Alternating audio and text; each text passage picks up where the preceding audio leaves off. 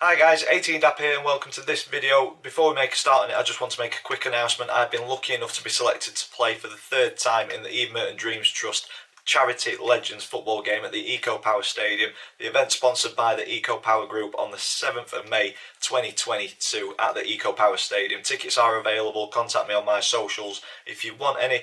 Donations will be greatly appreciated. Link to the donation pages in the description down below. And also a big thank you to C&K Decorators for a personal sponsor for me. Great decorators. If you need any decorating work done, please get in touch with them. Links to their socials are in the description down below. It's going to be a good game. Get yourself down there. But for now, let's get on with this video.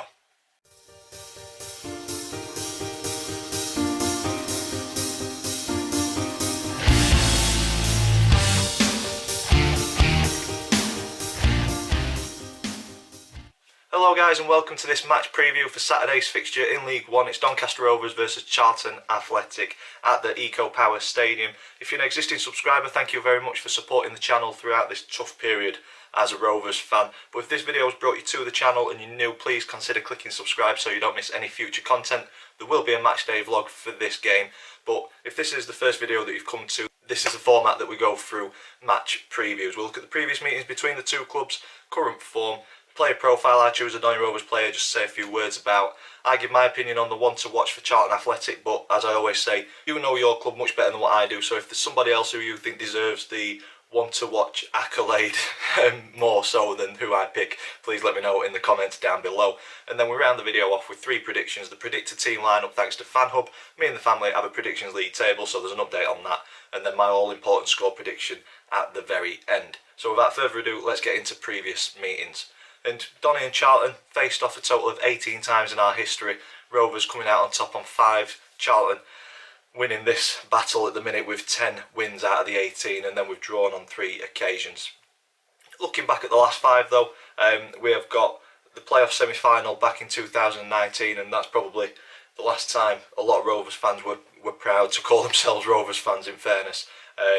Losing 2-1 at home in the first leg, but then going to Charlton, a place where I don't think they'd lost all season, and beating them 3-2 over the 120 minutes, beat them 2-1 over the 90, and unfortunately couldn't quite get there on the penalty shootout. So heartbreak in that.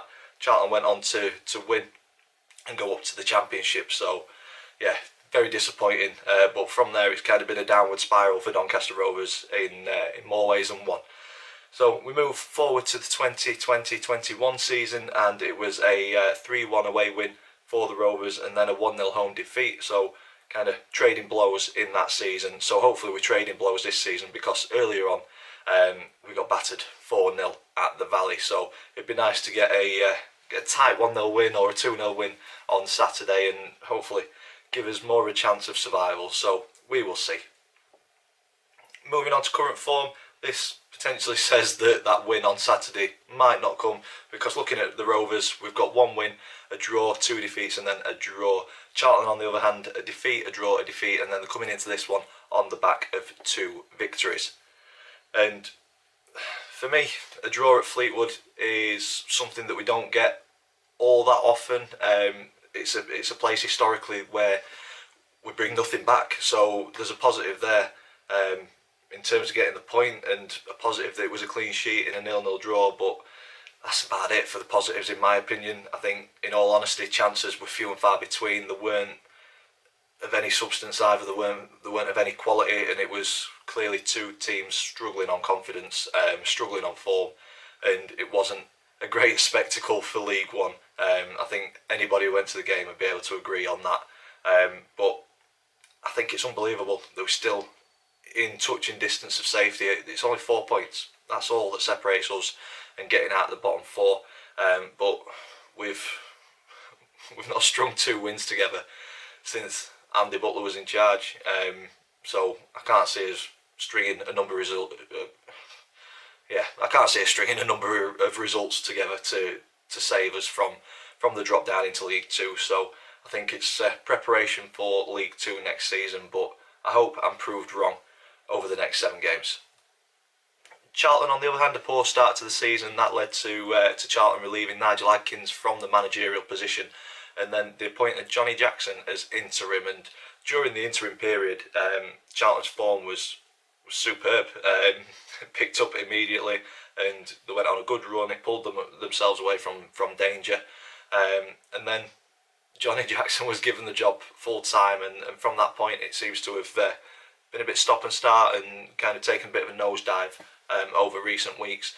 They have had a number of injuries. Them key players are returning now, so I think that's a contributing factor to Charlton's poor form. But it has led them to look over the shoulders a little bit and worry about dropping into the relegation battle. Tyler Rollinson, I will link his channel at the very end, a good content creator. He was worried coming into this one, but he seemed a little bit happier over the weekend after 2 wins in a week. Has just eased the pressure for Charlton at the bottom and, in my opinion, pulled them away from any sort of danger. So hopefully the pressure's off, which means that they won't be trying quite as hard to get the win on Saturday. On to player profile for this video, I have chosen Tommy Rowe, and for me he's been one of the more consistent players in a Rovers shirt this season. Fantastic player. Just a shame that he's not had the ability or the players around him to make him look as good as what he's actually been. The effort and commitment levels have always been there from him, so there's no arguments there with Tommy Rowe. Fantastic player, and as I say, I think if we had another 5 Tommy Rowes, we'd be well clear of danger. His ability on the ball, his determination, his tenacity, is everything that I want to see in a player in a Rovers shirt, to be fair. And from left back, I mean, he's been very versatile this year. Left back, he's been in midfield, he's been CDM, he's been CAM, been played pretty much everywhere this season. I think he's played at centre back as well. And this shows how poor we've been this season as a squad. He's Rovers joint top scorer in all competitions with 7 goals. Nowhere near enough, is it? Joe Dodu is the other one on 7 goals, so 14 goals between our 2 top scorers.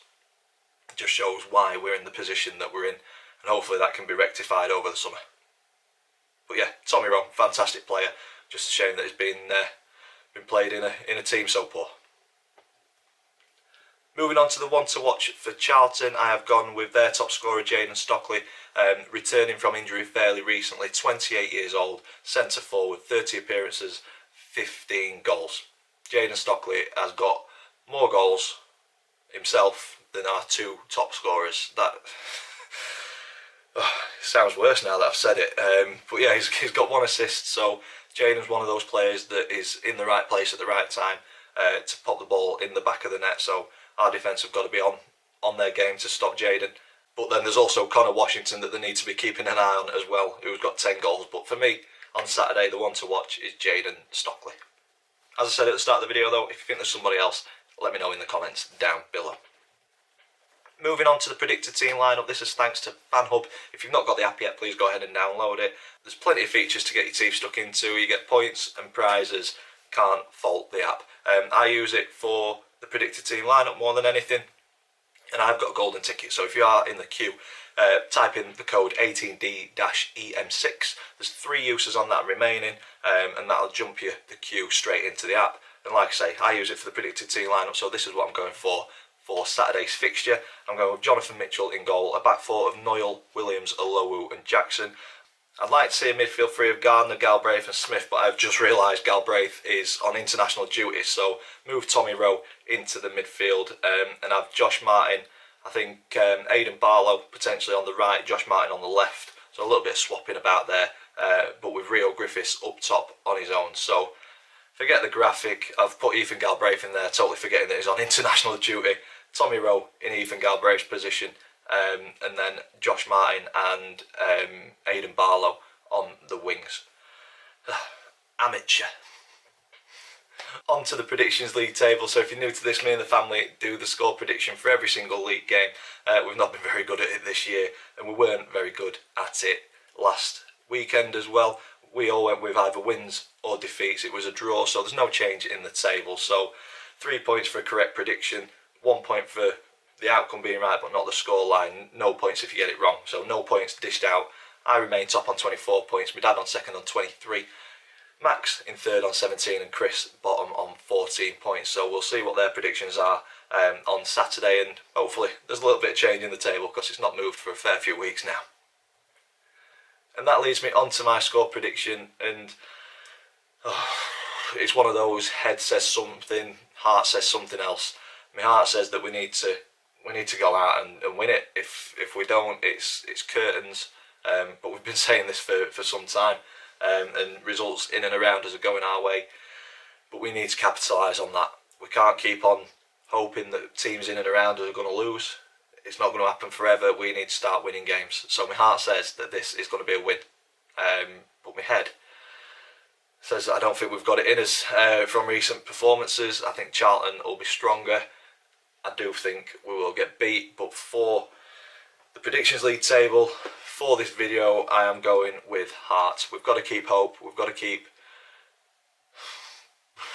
praying. We've got to keep believing that something is going to turn in our favour.